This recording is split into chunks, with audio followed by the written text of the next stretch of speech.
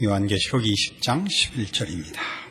또 내가 크고 흰 보좌와 그 위에 앉으신 자를 보니 땅과 하늘이 그 앞에서 피하여 간데없더라. 또 내가 보니 죽은 자들이 물온대소하고 그 보좌 앞에 섰는데 책들이 펴있고 또 다른 책이 펴졌으니 곧 생명책이라. 죽은 자들이 자기 행위를 따라 책들에 기록된 대로 심판을 받으니 바다가 그 가운데서 죽은 자들을 내어주고 또 사망과 음부도 그 가운데서 죽은 자들을 내어주매 각 사람이 자기의 행위대로 심판을 받고 사망과 음부도 불못에 던지우니 이것은 둘째 사망 곧 불못이라. 누구든지 생명책에 기록되지 못한 자는 불못에 던지우더라.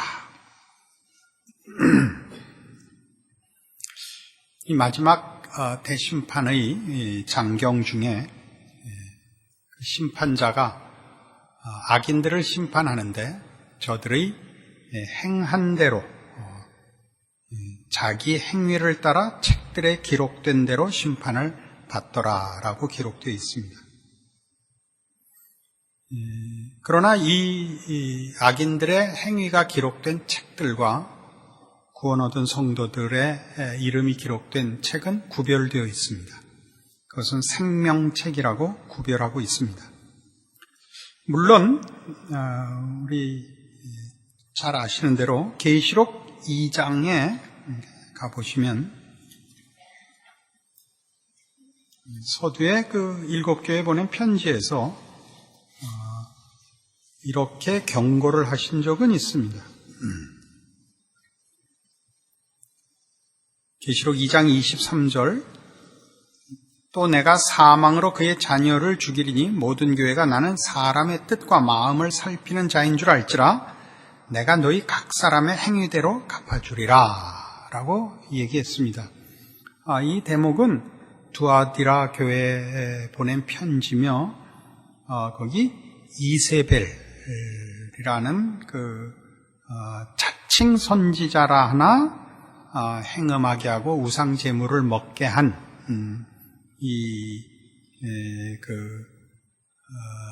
거짓된 일꾼을 심판할 것과 또 교회와 교인들로 하여금 경고하는 측면에서 내가 너희 각 사람의 행위대로 갚아주리라 해서 복음을 반대하고 속인 자들을 심판할 것과 또 그것이 믿는 자들에게도 하나의 경고가 되어 있는 것이 사실입니다.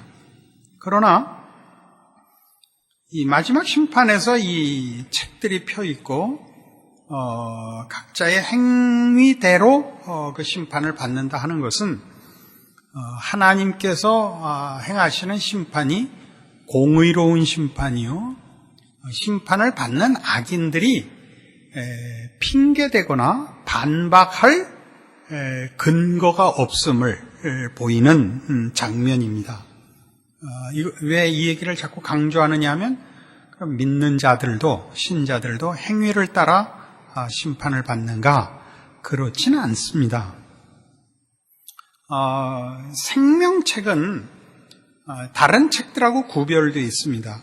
책들이 펴 있고 또 다른 책이 펴져 있으니 곧 생명책입니다. 그러니까 이 생명책 아닌 책들에는 악인들이 행한 행위들이 기록되어 있다면 생명책은 행위를 기록하고 있는 것은 아닙니다. 이 21장 계시록 21장 27절을 보시면 이 천국에 누가 들어가는가라는 설명 속에 무엇이든지 속된 것이나 가증한 일 또는 거짓말하는 자는 결코 그리로 들어오지 못하되 오직 어린 양의 생명책에 기록된 자들 뿐이라 라고 얘기해서 이 천국이 행위로 들어가는 것이 아니라 생명책에 기록돼서 들어간다라고 분명히 말하고 있어서 성도들이 심판을 면하고 영생을 얻는 것이 예수 그리스도로 말미암는 은혜에 속한 것이지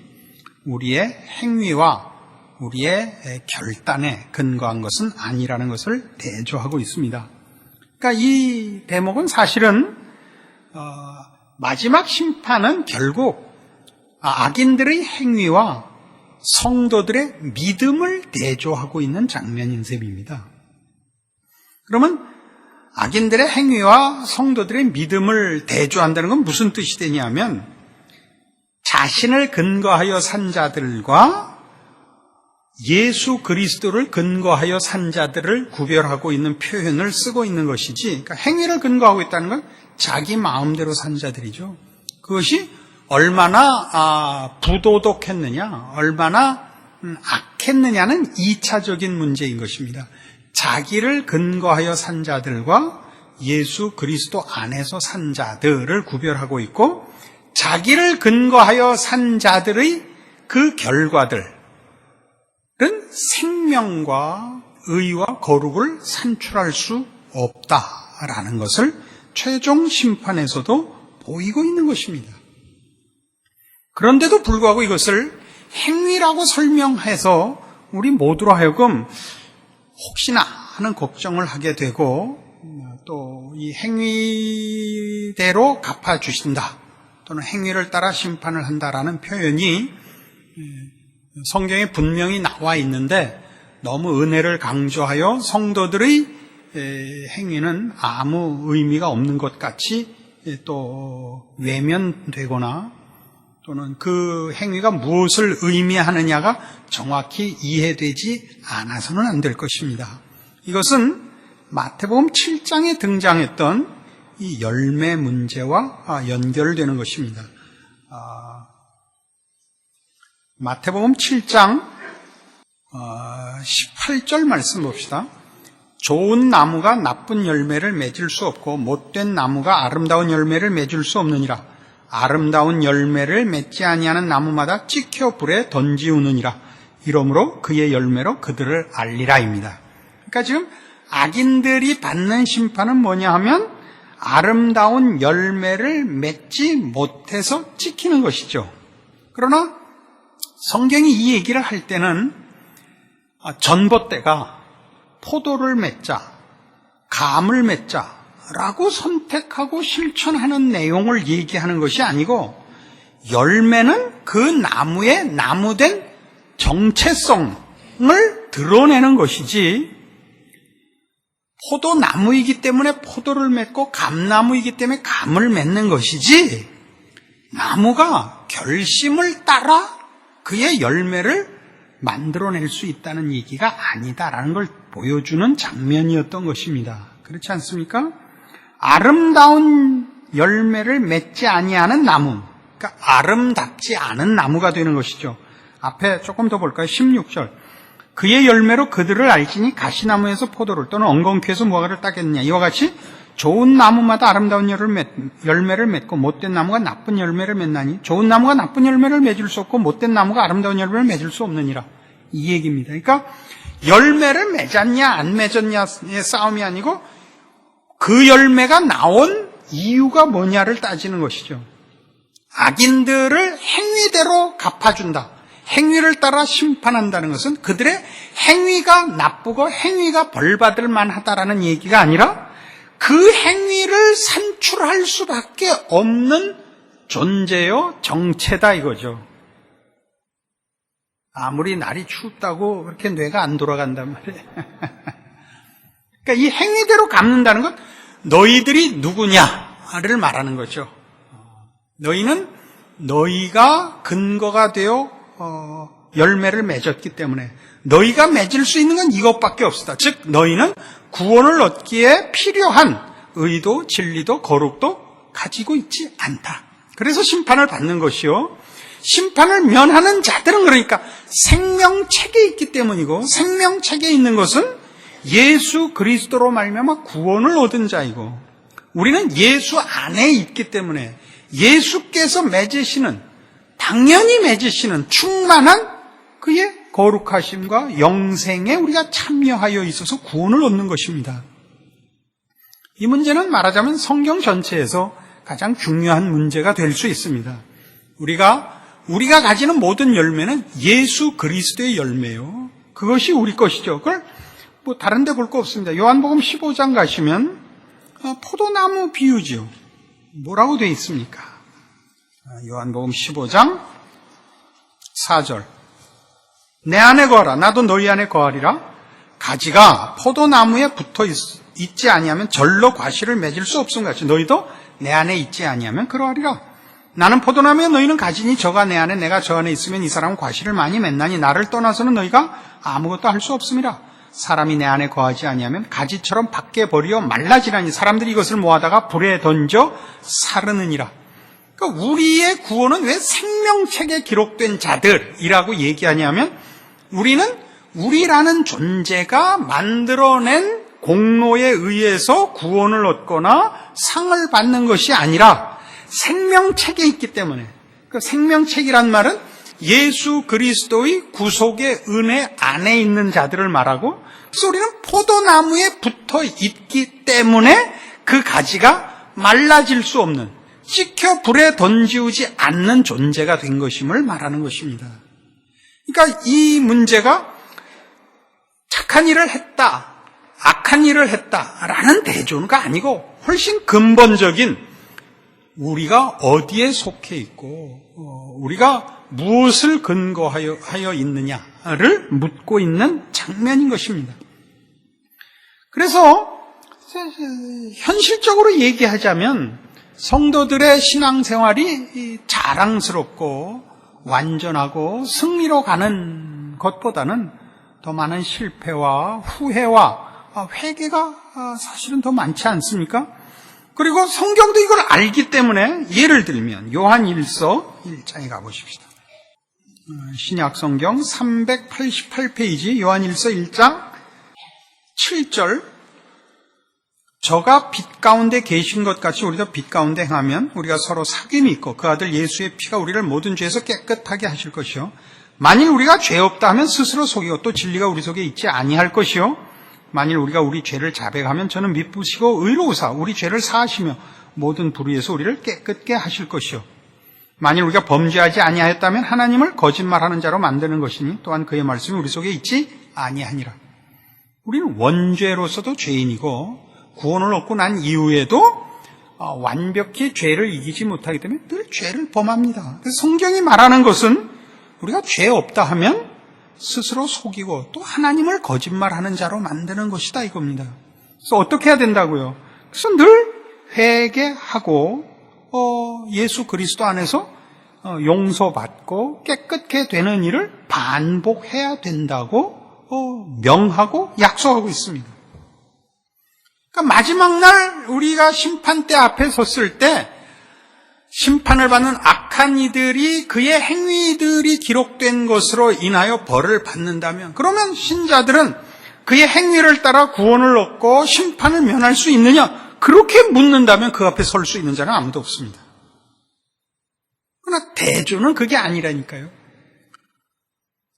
악한 자들의 행위를 기록한 것과 달리 우리 구원 얻는 하나님의 백성들은 다 생명책에 기록이 되어 있고 생명책에는 행위를 기록하고 있는 것이 아니라 생명책에 있다는 것 그 표현이 예수 안에 있다는 것으로 우리에게는 심판이 끝나버렸다니까요. 십자가에서 우리에게는 심판이 끝난 자들이라고요. 현실적으로 있는 이런 신자의 신앙생활의 현실에서의 실패들과 이 마지막 심판의 행위를 따라 갚으시는 하나님의 심판과 연결될 때 그럼 우리의 현실은 무엇이며 마지막 심판에서 구원은 얻지만 마침 보결로 진학하는 것 비슷해. 보결보다 조금 센 게 보혈이에요. 그게 또 새겨들어야지 뭐 보결. 계시록 14장에 가보세요. 이렇게 얘기해요. 그러니까 계시록 14장 13절 또 내가 들으니 하늘에서 음성이 나서 가로되 기록하라 자금 이후로 주 안에서 죽는 자들은 복이 있도다 하시며 성령이 가라사대 그러하다 저희 수고를 그치고 쉬리니 이는 저희의 행한 일이 따름이라 하시더라. 이게 아주 재밌는 표현이에요. 주 안에서 죽는 자들은 복이 있도다. 왜 복이 있냐?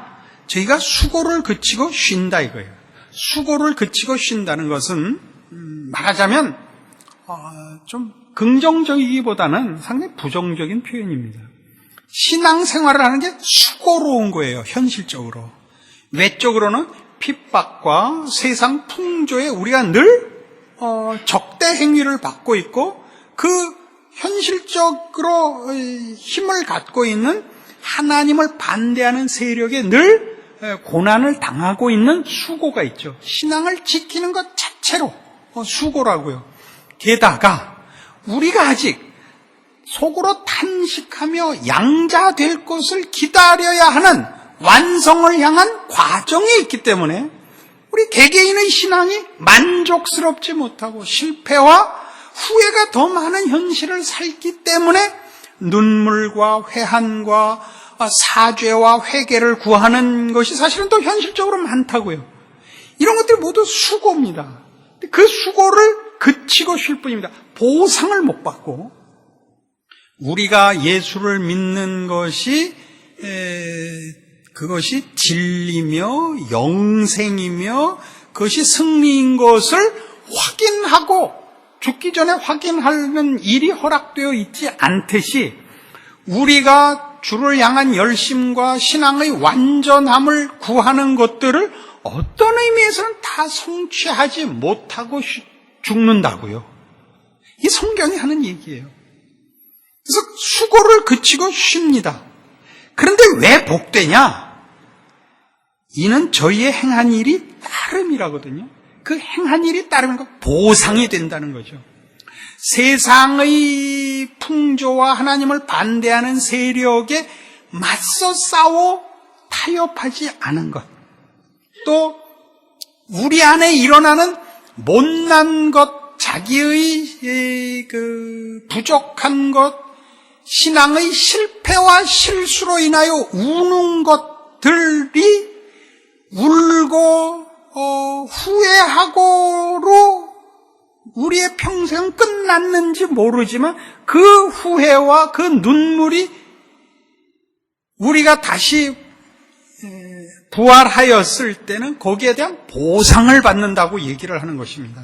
그게 고린도전서 15장입니다. 이건 무지하게 중요한 부분인데, 너무 추우니까 뇌들이 다 얼어가지고 도무지 알아듣는 표정을 짓고 있지 않아서. 자, 고린도전서 15장 51절부터 봐요. 284페이지입니다. 마지막 장면입니다. 보라, 내가 너희에게 비밀을 말하노니 우리가 다 잠잘 것이 아니요 마지막 나팔의 순식간에 호련히 다 변화하리니, 나팔 소리가 나면 죽은 자들이 썩지 아니할 것으로 다시 살고 우리도 변화하리라. 이 썩을 것이 불갑을 썩지 아니할 것을 입겠고 이 죽을 것이 죽지 아니함을 입으리로다. 이 썩을 것이 썩지 아니함을 입고 이 죽을 것이 죽지 아니함을 입을 때에는 사망이 이김에 삼킴바 되리라고 기록된 말씀이 응하리라. 사망아, 너희 이기는 것이 어디 있느냐? 사망아, 너희 쏘는 것이 어디 있느냐? 사망에 쏘는 것은 죄의 권능은 율법이라. 우리 주 예수 그리스도로 말미암아 우리에게 이김을 주시는 하나님께 감사하노니, 그러므로 내 사랑하는 형제들아, 견고하며 흔들리지 말며 항상 주의 일에 더욱 힘쓰는 자들이 되라. 이는 너희 수고가 주 안에서 헛되지 않은 줄을 알미니라. 이 수고가 헛되지 않은 이유는 하나님께서 그리스도 예수 안에서 우리에게 이김을 주시기 때문입니다. 자, 이 문제를 그러니까 이제 정리를 해보십시다. 우리는 신앙의 승리라는 것이 더 이상 실패가 없고 갈등이 없고 고민이 없고 잠시라도 이렇게 넘어지는 것이 없는 것이 승리라고 생각을 합니다. 그런데 승리라는 것은 꼭 그렇게만 나타나는 것이 아니고, 예전에 이제 아우슈비츠 수용소에서 살아남은 소수의 사람들이 있었는데, 살아남은 사람들에게 이런 질문을 했습니다. 옛날 나치 정권 하에서의 유대인들 강제 수용소가 그들을 왜 살려놨었냐면, 죽이기 전에 노동력을 착취하기 위해서 살려놨었죠. 그러니까 아침마다 보는 거예요. 이렇게 일터로 나갈 때 봐서 노동력이 남아있어 보이면 일터로 보내고, 노동력이 이젠 더 이상 없다고 생각하면 가스실로 보내는 거였죠. 그러니까 아주 좋지 않은 환경, 최악의 환경에서 영양 상태로나 무슨 숙소나 뭐든지 최악의 상태지만 모두 죽기 싫어서 괜찮은 척 하는 거예요. 아침마다 하루라도 더 살려고. 그러나 어느 날 드디어, 왜냐하면 이게 전쟁이 끝날 기미도 없고 나치 정권이 무너질 것 같지도 않고 점점 쇠약해 가고 살아봤자 하루하루 연장하는 것이 고통만 연장하고, 그래서 드디어 절망을 해서 포기를 하면 드디어 아침에 이렇게 힘찬게 서 있던 모습을 포기하는 겁니다. 그리고 포기하면 희죽희죽 웃는데요. 그 유명한 솔제니친, 이제 이게 나이가 들어갔고 말이죠. 이게 솔제니친, 이런 거를 힘써 발음해야 된다는 게 저는 그렇게 절망스러울 수 없어요. 혓바닥이 못 쫓아온다는 게 솔제니친이 쓴 이반 데니소비치의 하루. 거기도 이제 그 시베리아 강제 노동 수용소에서 그 겪는 하루의 일을 얘기하죠. 거기서도 같은 얘기가 나와요. 버티다가 포기하면 아꼈던 것을 다 먹어버리고, 담배 한 개비가 스프를 하나 바꿔 먹을 수 있는 정도의 가치가 있는데 그걸 다 펴버리고 드디어 웃는데요. 포기를 하면. 무슨 얘기냐면, 견딘 사람들은 어떻게 견뎠냐. 아까 얘기한 나치 수용소에서 그 아우슈비츠에서 살아남은 사람들에게 물은 이 질문이 돼요. 도대체 그 절망과 그 최악의 상황에서 어떻게 버텼느냐. 눈물과 한숨으로 견뎠습니다. 그게 견딘 거라는 걸 잊지 마십시오. 신앙의 승리라는 것은 보란 듯이 나오는 것이 아니라 누가 포기하지 않았느냐죠. 왜 포기하지 않았죠? 내가 언젠간 이길 거라는 무슨 확신이 있어서가 아니라 예수 그리스도 안에 있는 약속들을 붙잡고, 내가 실패할지라도 그것이 내 운명이 아니다가 나를 붙잡고, 내 운명은 그리스도 예수 안에서 승리하도록 되어 있다. 이것은 망하는 것이 아니라 그냥 한 번 넘어진 것이다. 가 우리를 울지언정, 후회할지언정 포기하지 않게 한 거예요. 그래서 운 거예요. 우는 사람 포기하지 않는 거예요. 포기하면 웃는다니까요. 그래서 그 유명한 우리가 팔복을 보시면 팔복에 등장하는 이런 사람은 복이 있다, 심령이 가난한 자는 복이 있다라는 그 표현이 왜 나오냐면, 스스로 심령을 가난하게 하면 복을 준다라는 조건이 아니라 복을 받은 자의 증상을 얘기하는 거예요. 복을 받은 자의 증상이라고요. 복을 받으면 넘어가는 게 아니라 복을 받으면 심령이 가난해져요. 어떤 복을 받았길래? 하나님을 알며 영혼이 깨어나며 예수 그리스도 안에서 의와 진리와 거룩 속에 부름을 받고 영 안이 열리거든요. 그때 그가 뭘 느끼느냐? 자신이 죄인이며 자신이 파산했다는 걸 안다고요. 그래서 여러분, 구원 얻으면 맨 처음 나타나는 증상이 뭐죠? 회개입니다. 회개. 눈물이잖아요. 그거는 구원을 얻는 조건으로 요구되어 있지 않습니다. 구원을 얻은 모든 자가 맨 처음 확인하는 것은 회개입니다. 내가 죄인이라는 걸 알죠. 내가 죄인이라는 걸 알아요. 그게 증상이라니까요. 심령이 가난하고 그리고 애통하고 의에 줄이고 목말라요. 우리가 구하는 것들을 우리 스스로 생산해낼 수가 없다고요. 그래서 신자의 공통된 일반적인 모습이 뭐냐? 전전긍긍하는 거라고요. 누가 이렇게 너무나 정답을 쉽게 얘기하거든.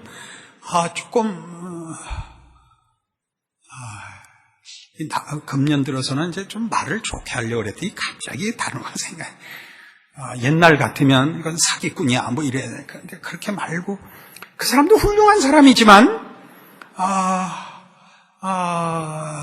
륭까지는 못 주겠어요. 훌륭까지만 주고, 훌륭은 그런 거 아닙니다. 그보다 훨씬 더 가야 됩니다. 그렇게 간단하지 않습니다. 성경이 이 얘기를 하고 있습니다. 마지막 심판대 앞에 섰을 때 우리가 심판을 면하고 우리가 영생을 받고 칭찬을 받는 모든 이유는 생명책에 기록된 탓이고 예수 안에 있는 탓입니다. 행위대로 다 같이 서면 우리 중에 아무도 하나님 앞에 그 심판을 면할 자가 없습니다. 그리고 이것이 오늘 신자의 현실 신앙생활에서 적용이 되어야 됩니다. 그걸 이해해야 됩니다. 그게 무슨 말인지를. 우리는 지금 믿음 안에 있는 겁니다. 그래서 우리가 울며 우리의 신앙의 부족함에 대하여 한탄을 하는 것입니다. 그것이 우리가 저들과 다른 것입니다. 그리고 이 한탄과 눈물과 후회가 없는 자리를 구하고 있습니다. 그것이 우리를 언제나 무릎 꿇게 하며 겸손케 하며 또 우리의 실력으로만이 아니고 하나님의 크신 역사와 함께 하심과 승리케 하심이 이 모든 약속들을 나에게 이루어 주실 것이라는 걸 알기에 견디게 하는 것입니다. 이 믿음, 이 승리. 그래서 우리가 울며 한숨 지으며 심지어 고통하며 절망하는 것까지라도 그것이 신앙인 줄 확인하는, 그리고 그걸 그런 감각과 몸부림과 소원케 하신 것이 구원 얻은 백성들이 복된 증상인 줄 아는 확인으로 여러분의 현실을 믿음 안에서 승리하시기를 원합니다. 기도하십시다. 하나님 아버지 은혜를 감사합니다. 우리가 우리를 확인해 보면 언제나 우리는 신자라고 부르기에 부족한 자신의 실력을 보곤 합니다. 우리는 못났고 미련하고 어리석고 게으르고 무지합니다. 그러나 우리가 주의 크신 은혜와 구원 속에 있기에 우리 안에 역사하시는 성령님의 간섭하심을 따라 감각합니다. 우리가 못난 것을, 우리 안에 아직도 죄가 큰 소리를 치는 것을, 그리고 주께서 구원하시고 부르신 저 복된 의와 진리와 거룩에 너무 간격이 있는 것을 확인합니다. 그러나 이 모든 것이 우리가 구원받았기 때문에 생긴 증상들입니다. 주께서 우리에게 이루시고 약속하시고 그리고 완성하실 구원의 저 복된 승리의 날을 내다보되 나 홀로 책임지지 않고